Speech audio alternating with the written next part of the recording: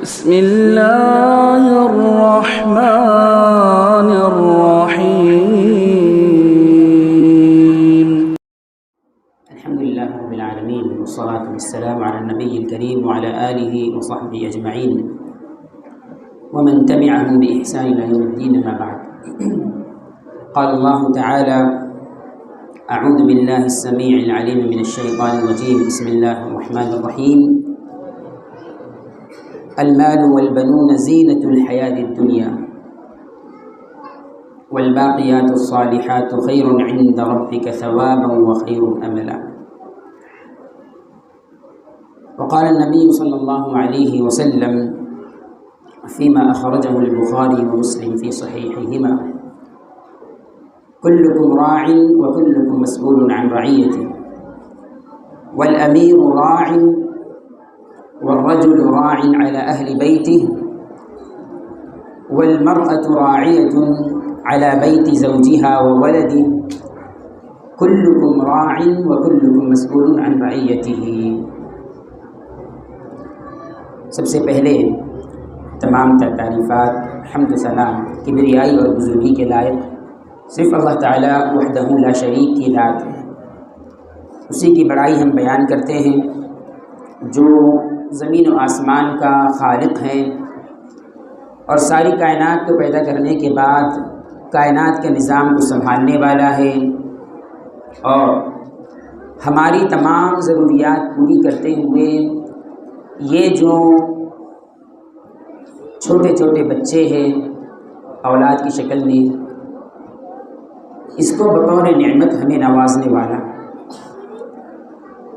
اس کے بعد بے شمار نور و سلامتی اور کروڑوں رحمتیں اور برکتیں نازل ہوں ہمارے اور آپ کے آخری پیغمبر محمد عربی صلی اللہ علیہ وسلم کی ذات گرامی پر. آج کے اس اہم پروگرام میں شرکت کا موقع ملا.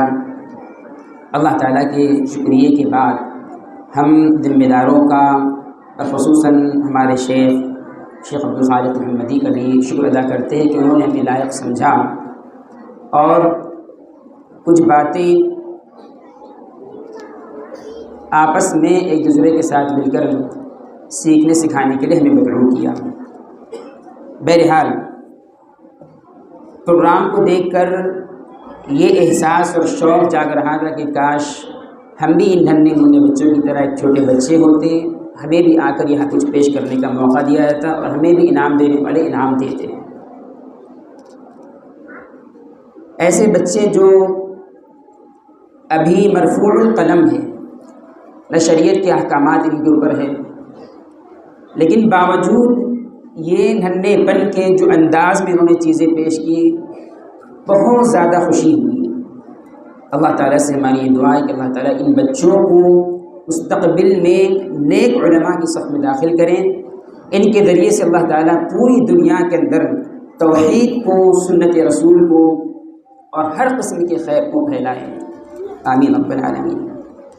بہرحال بہت ساری باتیں ہم نے سنی اور بچوں کے تقریروں سے، قرآن کریم کی تلاوتوں سے، ترانوں اور نظم سے ہم نے استفادہ کیا. بعض باتیں انشاءاللہ ہم ایک دوسرے کے ساتھ مل کر سیکھنے کی کوشش کریں گے کہ بچوں کی تربیت کیسے کی جاتی ہے. عزیزان گرامی، سب سے پہلی چیز یاد رکھیے کہ یہ بچے، یہ ہماری اولاد اللہ تعالیٰ کی جانب سے ہمارے لیے بہت بڑی نعمت ہے. ایک بے رونق اور تاریک زندگی کے اندر اس وقت تک رونق پیدا نہیں ہوتی جب تک گھر کے اندر بچے نہ ہو. ایک باپ اس کو اچھے طریقے سے محسوس کرتا ہے اس وقت جب اس کی اپنی بیوی بچوں سمیت سسرال جاتی ہے. گھر کے اندر کوئی رونق نہیں ہوتی ہے، نہ بچوں کی آواز، نہ ان کی چیخ و پکار، نہ ان کا رونا دھونا. ایک انسان وحشت محسوس کرتا ہے. بچوں کے ذریعے اللہ تعالیٰ نے زندگی کے اندر رونق رکھی ہے. ایسے ہی یہ بچے ہمارے لیے سرمایہ ہیں اور ہمارے لیے اللہ تعالیٰ کی جانب سے بہت بڑی نعمت ہے. لیکن یہاں یہ بات بھی یاد رکھیے کہ اولاد یا بچے دونوں پہلو سے ہم ان کے متعلق غور کریں یا سمجھیں. پہلی چیز ہی کہ کچھ اولاد جو ہے یہ نعمت ہوتی ہے، کچھ بچے نعمت ہوتے ہیں۔ قرآن کریم میں اللہ تعالیٰ نے فرمایا سورہ کہف کے اندر، المال والبنون زینت الحیات الدنیا، مال اور بچے یہ دنیاوی زندگی کی زینت ہے، لیکن لوگوں اصل چیز جو آخرت میں تمہیں باقی رکھنی ہے، والباقیات الصالحات خیر عند ربک ثوابا وخیر املا، اللہ تعالیٰ کا ذکر، سبحان اللہ، الحمدللہ، اللہ اکبر، لا الہ الا اللہ، یا کل نیکیاں، یہ اصل تمہارے لیے ہے، اس پر تم کو محنت زیادہ کرنا ہے۔ اس آیت میں اللہ تعالیٰ نے اولاد کو نعمت قرار دیا، دنیاوی زندگی کی زینت قرار دیا۔ ایسے ہی سورہ نور میں اللہ تعالیٰ نے فرمایا بچوں کے تعلق سے وہ نعمت، وَيُمْدِدْكُمْ بِأَمْوَالٍ وَبَنِينَ وَيَجْعَلْ لَكُمْ جَنَّاتٍ وَيَجْعَلْ لَكُمْ أَنْهَارًا، اللہ تعالیٰ تمہاری استغفار کرنے کی برکت سے تمہیں اولاد کے ذریعے سے مدد دے گا۔ وَيُمْدِدْكُمْ بِأَمْوَالٍ وَبَنِينَ، مال دے کر، اولاد دے کر تمہاری مدد کرے گا، تمہارے معاملات کو آسان کرے گا۔ کیا معلوم ہوا کہ اولاد انسان کے لیے ان کا سہارا ہے، ان کے لیے بازو ہے، اللہ تعالیٰ کی طرف سے بہت بڑی نعمت ہے۔ ابھی ایک پہلو ہے، دوسرا پہلو یہ ہے کہ یہ اولاد ہمارے لیے شر بھی ہے، یہ بچے ہمارے لیے زحمت ہے، جہاں نعمت ہے وہاں زحمت بھی ہے۔ جب تک انسان دونوں پہلوؤں پر نگاہ نہیں رکھتا ہے، صحیح انداز میں بچوں کی تربیت نہیں کر پاتا ہے۔ اسی لیے آپ دیکھیں گے وہ لوگ یا وہ والدین جو اپنے بچوں کے تعلق سے صرف اور صرف خوشگمانی کے شکار ہوتے ہیں، عام طور پر ان کی اولاد آگے چل کر سرکش اور ظالم بن جاتی ہے۔ کیا تصور رکھتے ہیں؟ میرا بچہ بڑا نیک، بڑا اچھا، وہ برائی نہیں کر سکتا ہے، وہاں معاملات پیدا ہوتے ہیں، اس کے کسی اور سے اختلاف ہوتے ہیں، وہ اس کو بچانے کی پوری کوشش کرتے ہیں، کیونکہ وہ دوسرے پہلو پر نگاہ نہیں رکھتے کہ بچہ دشمن بھی بن سکتا ہے، یہ نعمت تو ہے لیکن زحمت بھی بن سکتا ہے۔ اللہ تعالیٰ نے کیا فرمایا سورہ تغابن کے اندر، انما اموالکم واولادکم فتنہ، تمہاری مال اور تمہاری اولاد یہ تمہارے لیے آزمائش کا ذریعہ ہے، تمہیں فتنے میں مبتلا کر سکتے ہیں۔ ایسے ہی اسی صورت میں اللہ تعالیٰ نے فرمایا یا ایھا الذین آمنوا ان من ازواجکم واولادکم فتنہ، یا ان من ازواجکم واولادکم عدوا لکم، تمہاری بعض بیویاں، تمہاری بعض اولادیں تمہاری دشمن ہے، ان سے ڈر کر رہو۔ کیا معلوم ہوا؟ جہاں اولاد نعمت ہے وہیں پر یہ زحمت بھی ہے۔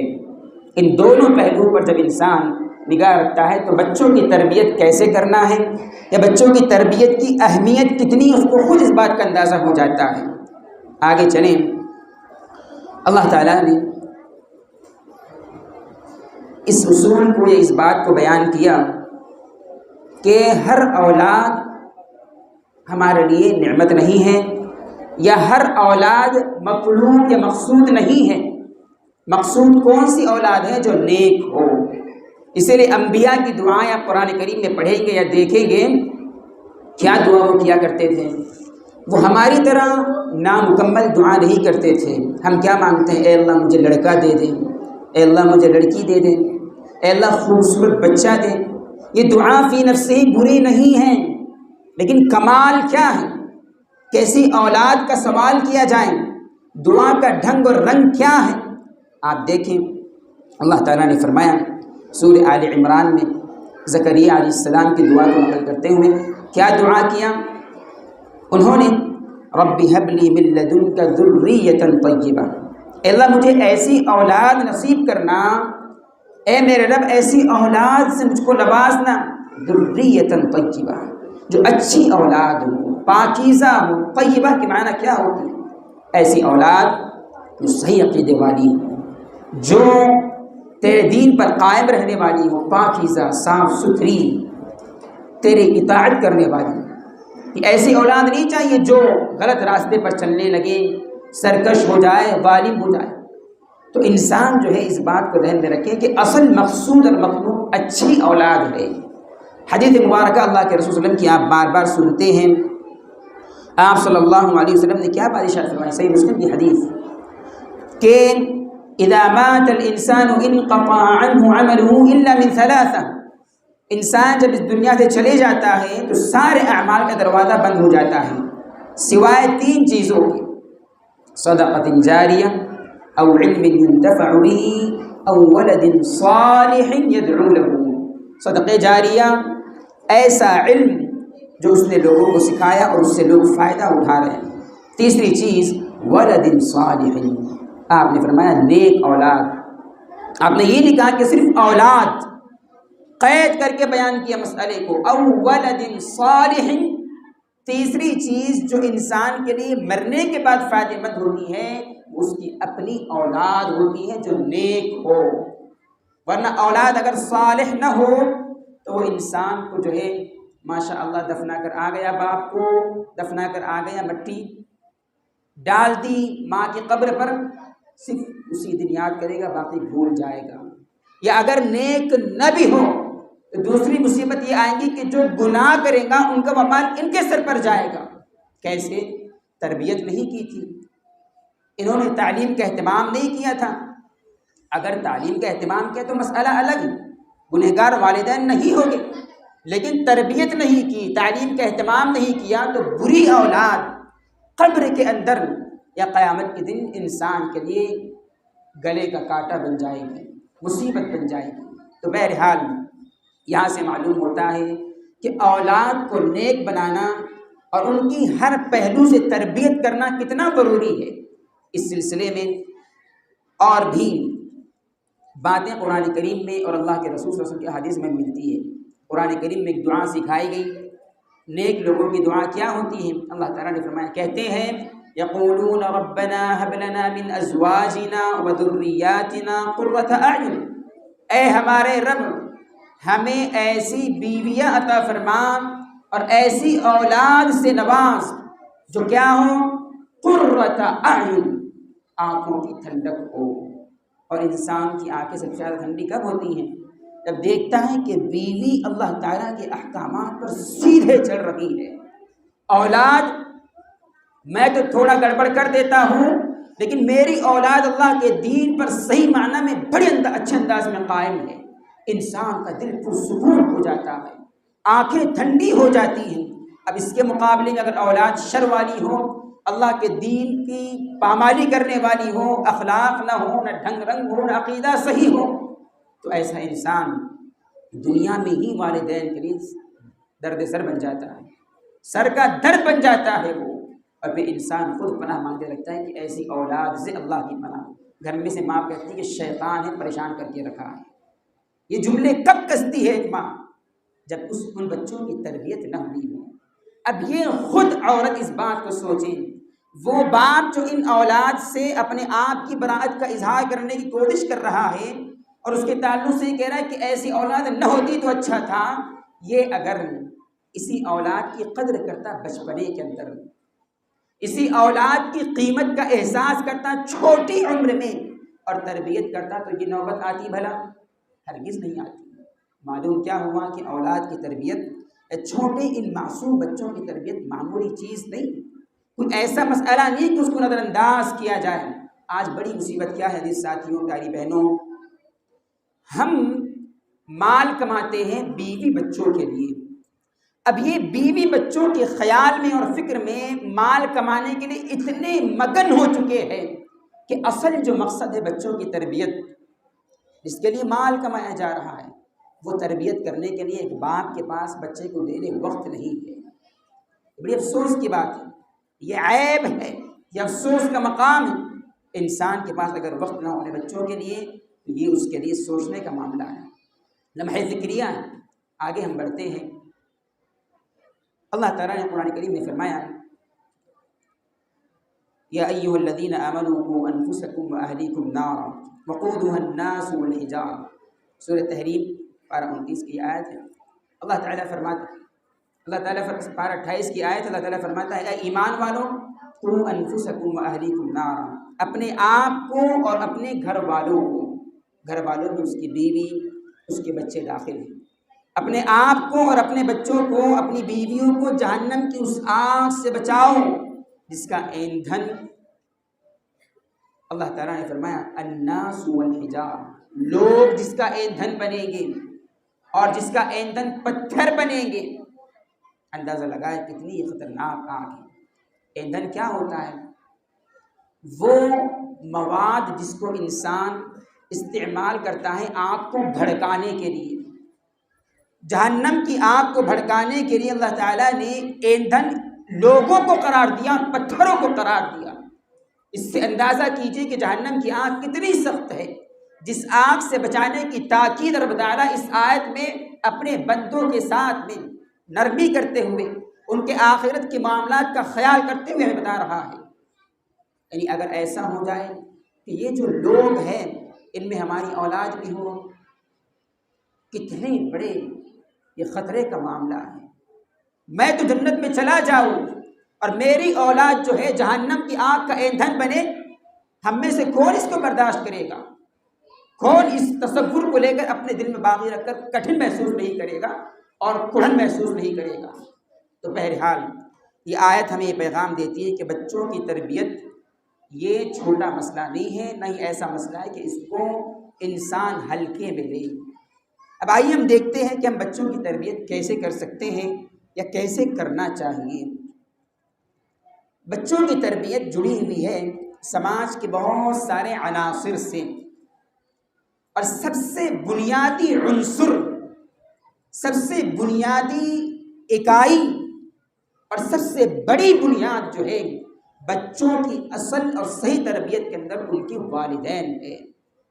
اس لیے کہ اللہ کے پیارے رسول صلی اللہ علیہ وسلم کا فرمان گرامی ہے، آپ نے فرمایا لوگوں کل مولود یولد علی الفطرہ، اللہ کا یہ اصول ہے کہ ہر پیدا ہونے والے انسان کو، وہ کالا ہو کہ گورا، عورت ہو کہ مرد، افریقی ہو کہ امریکی، عربی ہو کہ اجمی، ہر انسان کو اللہ تعالیٰ جو ہے یولد علی الفطرہ، اسلام کی، توحید کی فطرت پر پیدا کرتا ہے۔ لیکن کیا ہوتا ہے، اللہ نے اصل فطرت پر پیدا تو کر کے چھوڑ دیا، اب سارے معاملات پیدائش کے بعد والدین کے حوالے کیے جاتے ہیں۔ اللہ کے رسول صلی اللہ علیہ وسلم فرماتے ہیں وَلَكِنَّ فَأَبَوَاهُ يُحَوِّدَانِهِ أَوْ يُنَصِّرَانِهِ أَوْ يُمَجِّسَانِهِ، فطرت اسلام پر پیدا ہوا، آنکھیں کھولی، زبان جاری کی، لیکن جیسے جیسے بڑا ہوتا ہے باپ یہودی تو بچہ بھی یہودی کر دیتے ہیں، باپ عیسائی تو بچے کو بھی عیسائی بنا دیتے ہیں، باپ آتش پرست ہیں، مجوسی ہیں، بے دین ہیں، اس کو بھی بے دین بنا دیتے ہیں۔ اور آج معاملہ ایسے ہی ہمارے اپنے سماج کا ہم جائزہ لیں، اللہ کی پناہ، جو بچے بد اخلاقی کے راستے پر جاتے ہیں اور ماں باپ ان سے تنگ ہے، پریشان ہیں، ماں باپ ان کو بعد میں کوسے، اپنے آپ کو پہلے کوسے، پہلے اپنے حالات کا جائزہ لیں کہ میں نے کتنی تربیت اس کی ہے، رب نے جو حق مجھ پر رکھا ہے ان بچوں کی، ان معصوموں کی تربیت کا، آیا میں نے ادا کیا ہے کہ نہیں کیا ہے؟ انسان اپنا حق ادا نہ کریں اور سبحان اللہ بچے بڑے ہو جائیں ان کو کوسے، تو بڑا ظالم، کیا کیا کہہ دیتے بچوں کو۔ آج ہے بھائی اپنے بچوں کے بارے میں برے الفاظ استعمال کرنا عام ہو گیا ہے سماج کے اندر، اپنے بچوں کو کوسنا، یہ اللہ کے رسول کے اخلاق ہے، اللہ کے رسول کا یہ طریقہ ہے، اللہ کے رسول کے صحابہ کا یہ اسلوب اور منہج اور طریقہ ہے۔ ہم پہلے اپنے آپ کا جائزہ لینا، ہم نے کتنا گل کھلایا، ہم نے کتنا اپنا حق ادا کیا ہے۔ آپ کو فصل لہلاتی وہاں ملے گی جہاں سینچائی کرنے والا یا مالی اچھا ہو، ہوشیار ہو، خیال رکھتا تھا، پانی ڈالتا تھا اور کیڑے مکوڑوں سے یا گند سے اپنی فصل کو بچانے کی کوشش کرتا تھا۔ جہاں خیال نہیں رکھا گیا فصلیں اجڑے گی، گر جائے گی۔ تو اپنے بچوں کو کوسنے سے پہلے سب سے بنیادی عنصر ہم نے کہا کہ والدین اپنا جائزہ لیں، اور والدین کی ذمہ داری ہے کہ جانیں سیکھیں عالم کے پاس بیٹھ کر کہ مولوی صاحب میرے اوپر اپنے بچوں کو لے کر کیا کیا حقوق ہے، آپ بتائیے مجھ کو، مجھے کیا کر گزرنا ہے ان معصوموں کے لیے، میرے لخت جگروں کے لیے، میرے دل گردوں کے لیے میں کیا کر سکتا ہوں، آپ بتائیے مجھ کو۔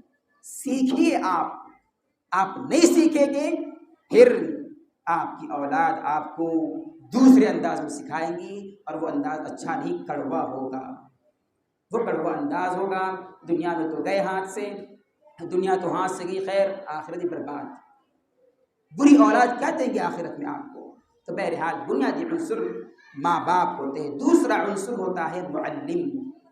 معلم، بچہ جیسے ہی سمجھدار ہو جائے، ماں باپ کی ذمہ داری کہ ایسے معلم کے ہاتھ میں اپنے بچے کا ہاتھ رکھیں جو عقیدے میں ابراہیم کے مسلک پر ہو، جو عقیدے اور منہج کے اندر محمد الرسول اللہ صلی اللہ علیہ وسلم کے منہج اور طریقے پر ہو۔ یہ نہیں کہ وہ پیر پرستی کے اندر لگا ہوا ہو، مشرکانہ اعمال کر رہا ہو، رب کو چھوڑ کر رب کے علاوہ کو رب بنا کر بیٹھا ہو۔ اخلاق اس کے اچھے ہو، علم والا ہو، سمجھدار ہو، بچوں کے جذبات، ان کی تربیت کیسے کرنا ہو، حکمت سے لبریز ہو۔ معلم کا انتخاب اچھے انداز میں کیجیے۔ اور ہمیں بڑی خوشی ہوئی کہ بچوں کو دیکھ کر ماشاءاللہ کتنے اچھے انداز میں ان کی تربیت ہو رہی ہے۔ اللہ تعالیٰ سے ہم دعا کرتے ہیں کہ اللہ تعالیٰ ان کو مزید ترقیاں دیں، اور ان کی تربیت کرنے والے جو اساتذہ ہیں، استانیہ ہیں، اللہ ان کو بھی نیک بدلہ عطا فرمائے۔ بہرحال تو معلم ہوتا ہے دوسرا عنصر۔ تیسرا جو عنصر ہوتا ہے وہ خاص طور پر ماحول۔ اور ماحول دراصل یہ کوئی ایک چیز نہیں ہے، بلکہ پورے سماج کے اندر چیزیں مل کر بننے والا ایک عنصر ہے۔ اب ماحول کے تعلق سے بھی اصل ذمہ دار ماں باپ ہوتے ہیں اور معلم ہوتا ہے۔ اصل ذمہ دار جو ہے ماں باپ اور معلم۔ اگر یہ دونوں صحیح ہو تو پھر یاد رکھیں ماشاءاللہ ایک انسان، یہ چھوٹا بچہ آگے چل کر ایک ہیرا بن جاتا ہے۔ وہ چھوٹے میں پتھر ہوتا ہے، لیکن اس کو تراش کر اتنا قیمتی اس کا باپ، اس کی ماں اور اس کا استاد مل کر بناتے ہیں کہ ہیرے سے زیادہ قیمتی بن جاتا ہے۔ بہرحال اب کن پہلوؤں سے ہمیں اپنے بچوں کی تربیت کرنا ہے، اور یہ ذمہ داری صرف معلم یا عالم کی نہیں۔ سب سے پہلے ہم نے کہا یہ ذمہ داری ماں باپ کی۔ اب جو پہلو ہمارے اوپر لاگو ہوتے ہیں، جن جن پہلوؤں سے اپنے بچوں کی تربیت کرنا ہمارے اوپر واجب ہوتا ہے، ان میں سب سے بنیادی چیز ہے ساتھیوں ایمانی پہلو۔ یعنی آپ یہ کہیں کہ بچوں کی عقیدے کی فکر، سب سے بنیادی چیز۔ آپ نے ماشاءاللہ اپنے بچے کو نمازی بنا دیا، قرآن کریم سبحان اللہ ایسے انداز میں پڑھ رہا ہے کہ بڑے بڑے قراء اس سے پیچھے ہے، اور صدقہ اور خیرات کرنے بھی ماشاءاللہ باپ سے آگے نکل گیا، مال و دولت کما کر۔ لیکن آپ کے بچے کے عقیدے کے مسائل درست نہیں ہے، ایمانی اعتبار سے وہ صحیح نہیں ہے۔ ایمان کیا ہے؟ عقیدے کا نام۔ الایمان قول و عمل، اقرار باللسان، تصدیق بالجنان، عمل بالارکان۔ ایمان، عقیدے کے معاملے میں اپنے بچے کی تربیت کا خیال رکھنا۔ اس بارے میں آپ دیکھیے قرآن کریم نے مختلف انداز میں اس پر روشنی ڈالی ہے۔ اللہ تعالیٰ نے سورہ لقمان میں اس مسئلے کو واضح کرتے ہوئے فرمایا، لقمان اللہ تعالیٰ کا ایک نیک بندہ، حکیم، بڑا سمجھدار اور عقل مند، اپنے بچے کو سب سے پہلی نصیحت کرتے ہوئے کیا کہتے ہیں؟ اللہ فرماتا ہے کہ وَإِذْ قَالَ لُقْمَانُ لِابْنِهِ وَهُوَ يَعِظُهُ يَا بُنَيَّ لَا تُشْرِكْ بِاللَّهِ۔ اللہ فرماتا ہے وَإِذْ قَالَ لُقْمَانُ لِابْنِهِ، جب لقمان نے اپنے بچے سے کہا، وَهُوَ يَعِظُهُ، بڑے پیارے انداز میں بچے کو نصیحت کرتے ہوئے کہنے لگے، یا بنیا، اے میری جان، اے میرے لخت جگر، میرے خون جگر، میرے بچے، لا تشرک باللہ، جو کچھ کرنا ہے کر لے، رب کے ساتھ میں شرک نہیں کرنا۔ رسول اللہ صلی اللہ علیہ وسلم کی حدیث،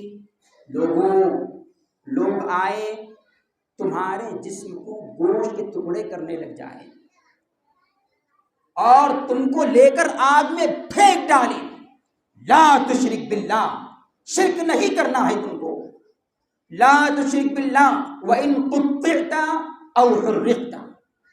یہ سب سے بنیادی تعلیم ہے ساتھیوں، اپنے بچوں کے دلوں کے اندر، ان کے دماغوں میں یہ بات پیوست کر دیجیے، بچیوں کے دلوں کے اندر یہ بات پیوست کر دیجیے، تمہیں جو کرنے کے لیے کہا جائے کر لو، تمہیں قتل کرنے کے لیے تیار ہو گئے لوگ، تیار ہو جاؤ۔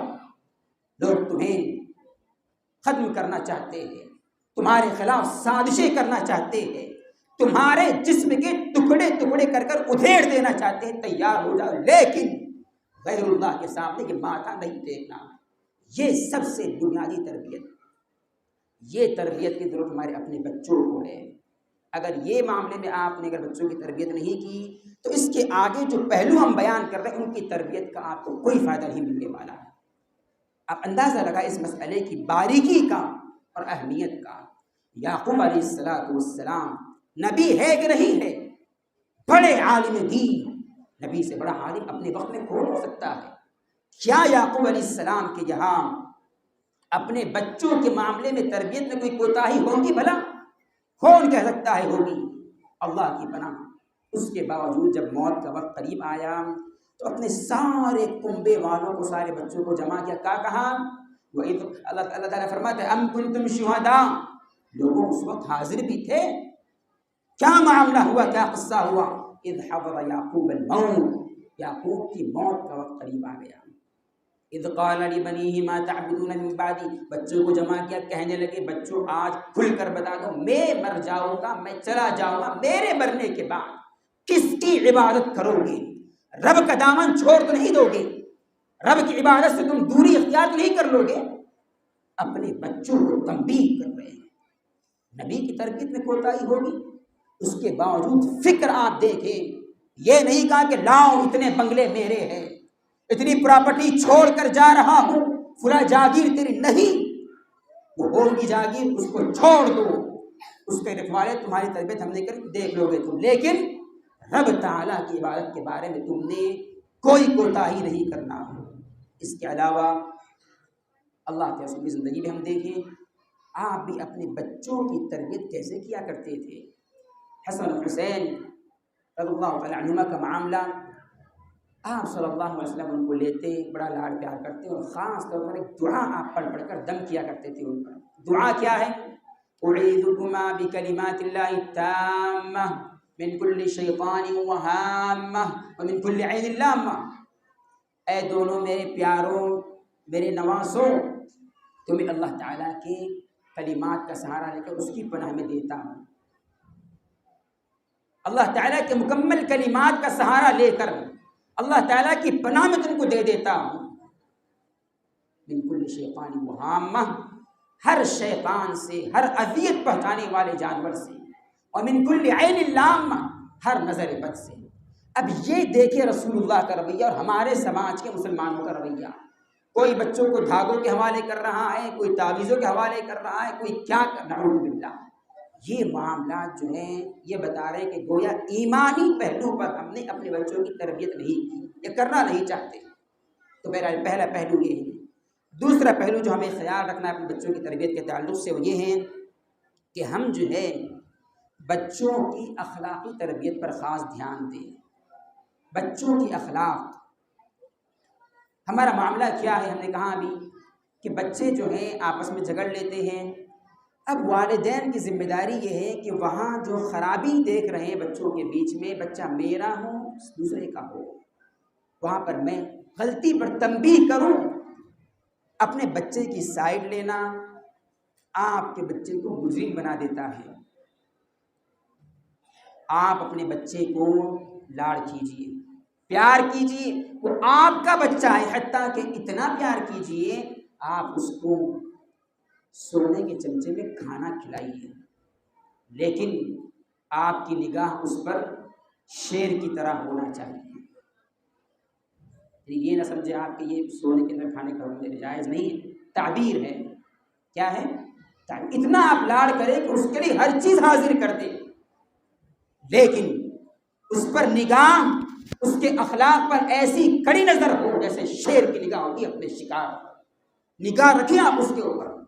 اخلاق کی تربیت میں ہمارے یہاں بہت زیادہ کوتاہی ہے، بلکہ بچے کی بد اخلاقی اپنی آنکھوں سے ماں دیکھتی ہے، باپ دیکھتا ہے، اور اس کے باوجود اپنے بچوں کا دفاع کرتے ہیں، گویا یہ ثابت کرتے ہیں کہ دیکھ تو نے جو جرم کیا غلط نہیں ہے اور کر۔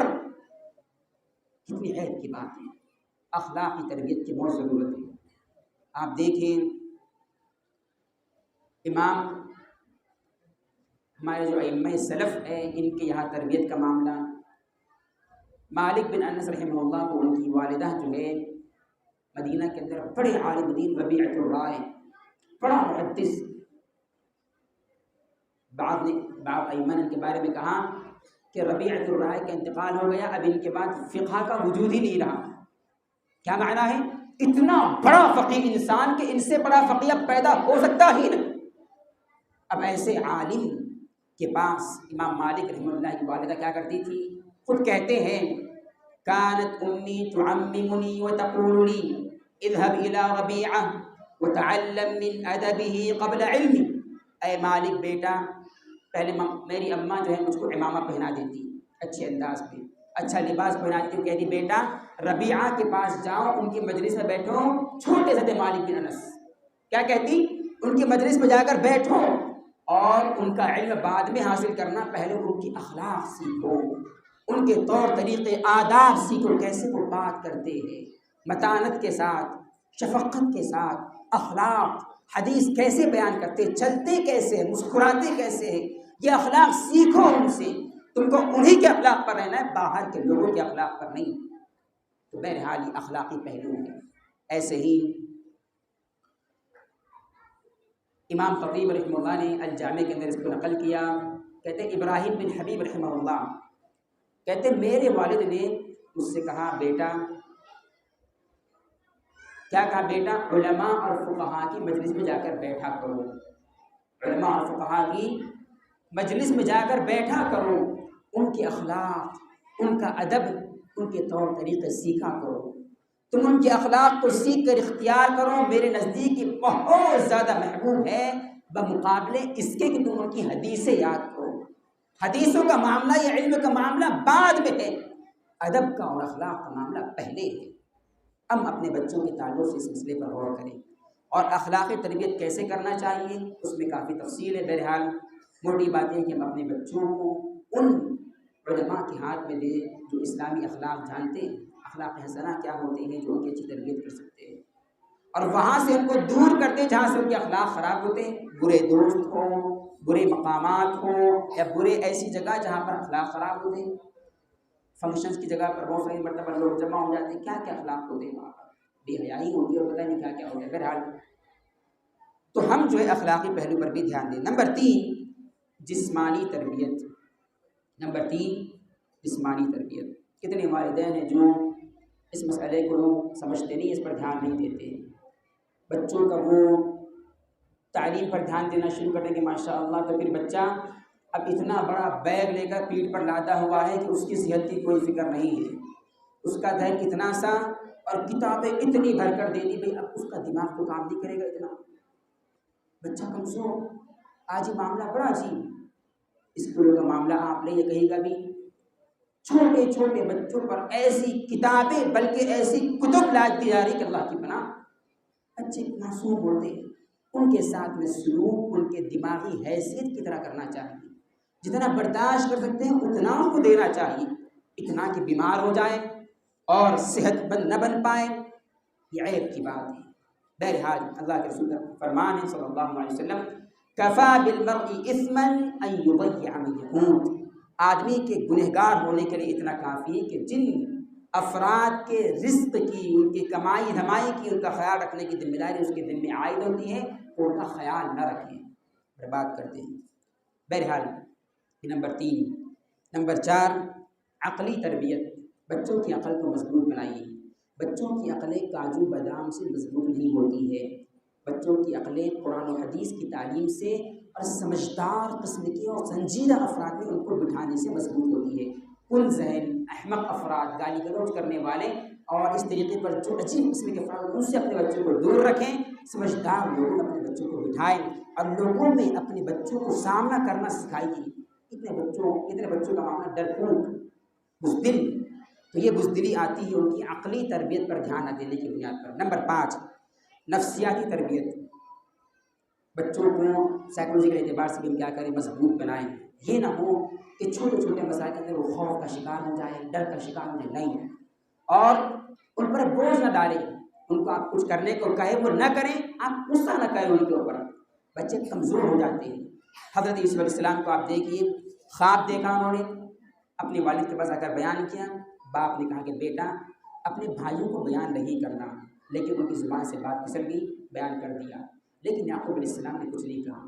نہیں کہا کہ یوسف کیوں بیان کر دیا، سارا فتنہ پیدا ہو جائے گا، شر پیدا ہو جائے گا، نہیں کہا ہم کرتے ہیں ایسا، میں نے کہا کہ اس کو سامان نہیں لایا اور یہ سامان ایسے لا لیا، اب غلط تو چھوٹا بچہ ہے بیچارے کو سمجھتا نہیں ہے، اب اس کے باوجود ہم وہ کام اس کو دیتے ہیں جو اس کے لائق نہیں ہے، اور پھر آنے کے بعد اس کو کوسنا، اس کو تانے دینا، اس کو پیٹنا، اس کو تانے کسنا بچوں کو نفسیاتی طور پر کمزور کرتا ہے۔ نمبر 5۔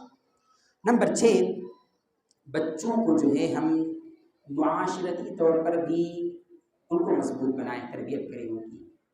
اب دیکھیے بچے معاشرت کے اندر مضبوط کب بنیں گے؟ جب آپ خود والدین ہو کر ان کو اہمیت دیں گے۔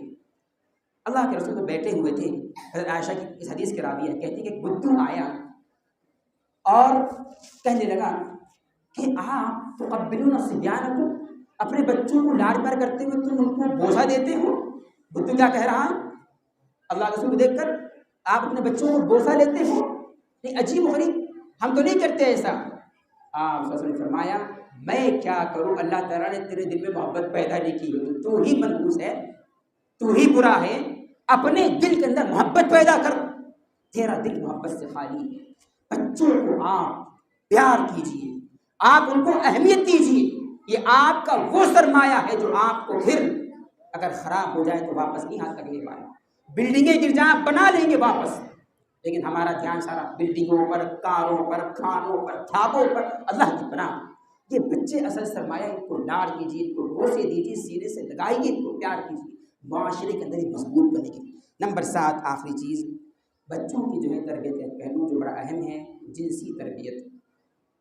معاملہ کیا ہوتا ہے، ہم اس مسئلے پر زیادہ دھیان نہیں دیتے۔ بچے جیسے جیسے بڑے ہو جائیں ہم ان کے عمر کے لحاظ سے ان کے درمیان میں تمیز کرنا شروع کر دیں۔ رسول اکرم صلی اللہ علیہ وسلم کی حدیث الجامع الصغیر امام سیوطی نے اس کو لایا ہے، عبداللہ بن عمرو رضی اللہ عنہ اس حدیث کے راوی کہتے ہیں رسول اکرم صلی اللہ علیہ وسلم نے فرمایا مروا اولادکم بالصلاۃ وهم ابناء 7 سنین، بچے 7 سال کے ہو جائیں نماز کا حکم دو، اور وضربوهم علیہا وهم ابناء 10، 10 سال کے ہو جائیں اب ان کو نماز چھوڑنے پر مارو۔ اب آگے کیا ہے؟ آپ نے فرمایا وفرقوا بینہم فی المضاجع، بستر علیحدہ کر دو، لڑکوں اور لڑکیوں کا نہیں، بس لڑکوں کے بیچ بھی درمیان تفریق ہو جانا چاہیے، اس کا بستر الگ۔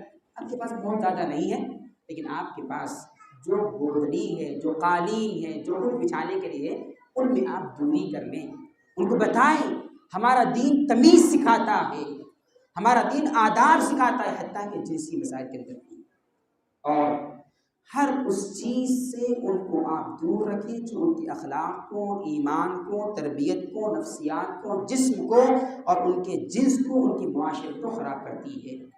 بہرحال یہ بعض باتیں ہیں، زیادہ وقت نہیں ہے، ان چیزوں کو ہم ذہن میں رکھیں۔ اللہ تعالیٰ سے دعا ہے کہ اللہ تعالیٰ مجھے جو بھی میں نے کہا ہے اگر غلطی ہو تو اس کو معاف فرمائیں، اور جو کچھ صحیح کہا گیا اس پر عمل کرنے کی توفیق دیں۔